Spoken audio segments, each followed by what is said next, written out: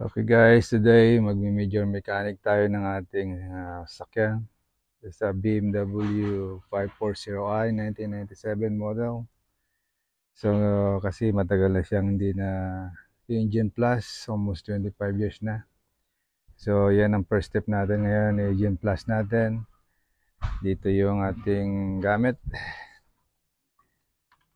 Sabi sa instruction, start your engine 5 minutes, don't drive. Tapos, i-drain natin after 5 minutes. Marami tayong papalitan. Ito yung pinaka-hose niya sa oil housing reservoir. Medyo nasira na siya. Ang nangyari kasi, minodify ko na lang siya para magamit. So, gumamit ako ng clamp, tsaka hose. Tapos, ito yung copper pipe na ginamit ko. Para magamit ko lang siya kasi matagal mag-order ng parts pag hindi mo siya minodify at hindi siya nag-start ng matagal, medyo masama rin sa sakyan. Yan ang gagawin natin. Tsaka ito, papalitan natin to, yung pinaka-screw niya, bolt niya rito bumigay na rin. Tapos sa oil filter, tapos yung oil filter, yan ang gagawin natin ngayon. Medyo mahirap gawin to guys dahil napaka tight ng space sa loob. Mangyari niyan, tanggalin natin to yung tire niya. Lilip natin ng kaunti. Try natin i-open yung mga panel niya kung may easy access siya doon sa kabilang side.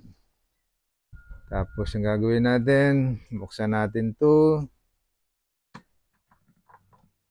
Medyo malinis pa naman siya pero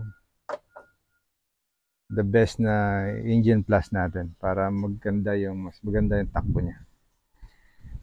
Okay. Ito siya.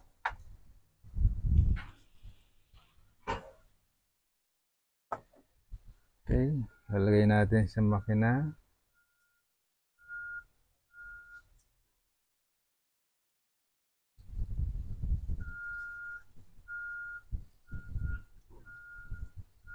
Medyo mahangin, tatapon.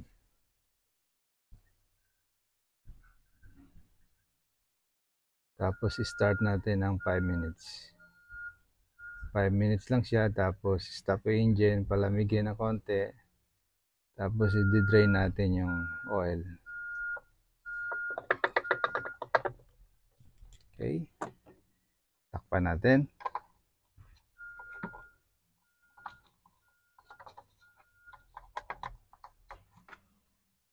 Yan. Okay. Tayo ito, i-start natin yung ating engine guys.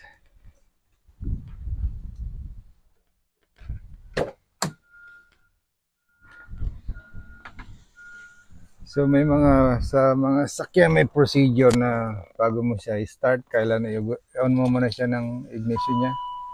Then tayo mong tumigil yung beep beep niya sa engine cluster.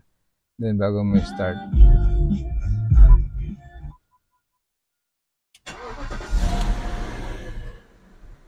Okay. 5 minutes. So, yeah.